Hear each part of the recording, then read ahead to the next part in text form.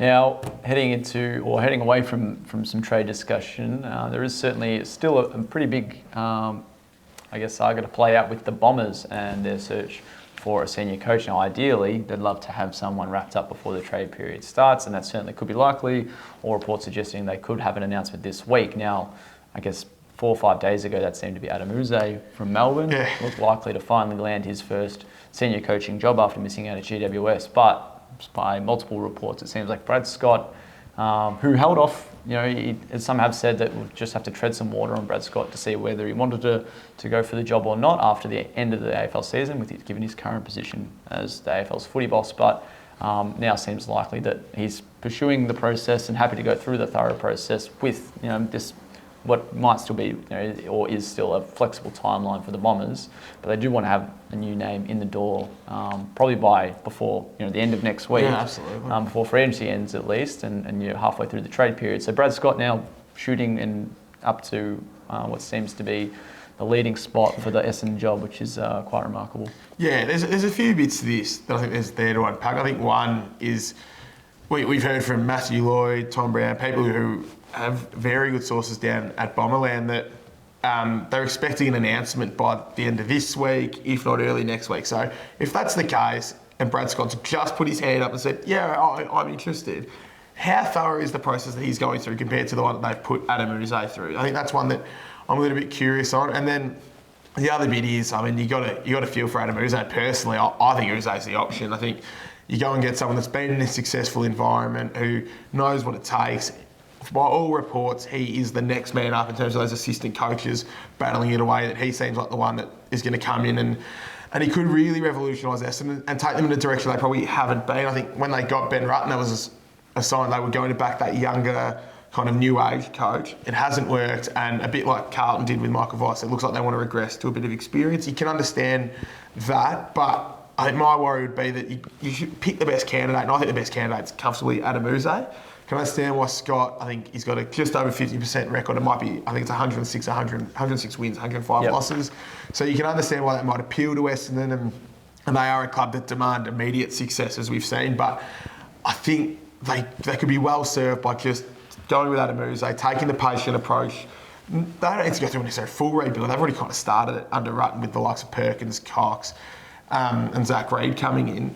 So I would like to see them take the more patient approach, back Adam Uze, and go down that path again. But you can understand why maybe after how everything played out with Ben Rutten, they might be a little bit scarred from the new age coach and want to seek a bit of experience. Yeah, so I think the list they've got, someone like Adam Uze is the best candidate among those that have been linked. But at the same time, there's far too many parallels as well. When you look at the coaching market, far too many parallels with Uze and Rutten. You pluck someone out of a system that, like you said, has been absolutely enriched with success, like Rutten was with Richmond, and then Uze during his time at both Hawthorn and Melbourne is so highly rated as an assistant coach. And then they've flagged they want experience, and maybe Rutten had a lot shorter experience than what Uze had. Exactly. But if they want that senior coaching experience, and Scott is the leading man for that, James Hird was really doing the other one with senior coaching experience. Dean Solomon, Brendan Lade were also interviewed, but certainly those three all unlikely in comparison to Uze and Scott.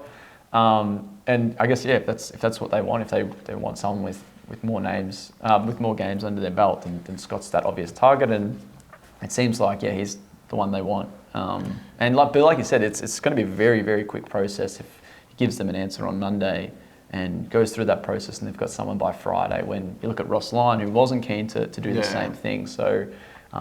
If you lay all those names out, all the names that they have had, including Clarkson, who would have been number one, and Ross Lyon probably would have been number two, then it seems like if they're getting Scott through quite a quick process like such, then they could have probably easily gotten Ross Lyon. Then I would have thought that if they don't have this huge process, or if it's just something that jamming into a couple of days, then it might be a bit different. But seems like they might have missed out on Ross Lyon if it's only going to take them a couple of days, and they really wanted him, and he really wanted them. Yeah, again, the process is seen. It hasn't been perfect. I think their hands are kind of been tied a little bit by the fact that they made the decision on Rutten so late, and North Melbourne had a bit of a head start on Clarkson, and we know how it kind of played out from board level between wanting to talk to Clarko and then talking to him while Rutten was still in the job, and how all that played out. We're all well across how that went, but I guess we talk about experience, and you mentioned it there. It's not like Adam Uze has been assistant coach for 3-4 years. He's been doing this for an incredibly long time in incredibly successful clubs.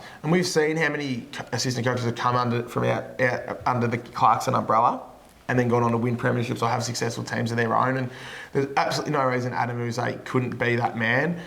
I mean, and then if you're Adam Uze or any of the other coaches that went through the process, and then you go through the process, get to this point, and then you see that, Brad Scott's come in and within 4, 5, 6, 7, however many days has got the job. I think it does probably put a little bit of a question mark next to Essendon going forward for, what if the Brad Scott appointment doesn't work out? And then they have to go through this process again. Also, you're going to have a few names that are probably going to think, it's not for me. And then you look at how Carlton went about it with their appointment of Michael Voss. He interviewed in 2019, he missed out, but left no scars. He was willing to come back, interview again, and that appointment seemed to have worked out. I'm a little bit worried that if they go in with Scott in this manner and it doesn't work out, that they may have left a few scars on others. And you mentioned James Hird there. I mean, you wouldn't think James Hird's the option, but I guess with the board influence at Essendon and the people that are on the board, you could kind of understand why he was given the chance to interview and at least put his case forward. But you can understand why they might have looked elsewhere. But I'm not sure about Brad Scott. It's nothing against Brad Scott personally. I mean, he had a good record as a coach. Took a North Melbourne side to some preliminary finals they maybe shouldn't have got to. But I'm just really big on Adam Uze, and I just think Essendon should have trusted the process a little bit more. And if they've done this full process and Adam Uze is their man, trust it. Take it. Trust it. If you trust your panel, I think Robert Wallace, Jordan Lewis, if you've got the faith in those guys, I think you back that process and you pick the guy that's come out on top there.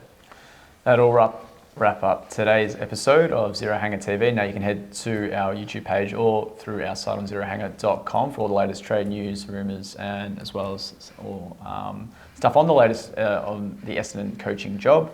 And we'll catch you next week for what will be in the middle of the free agency and trade windows.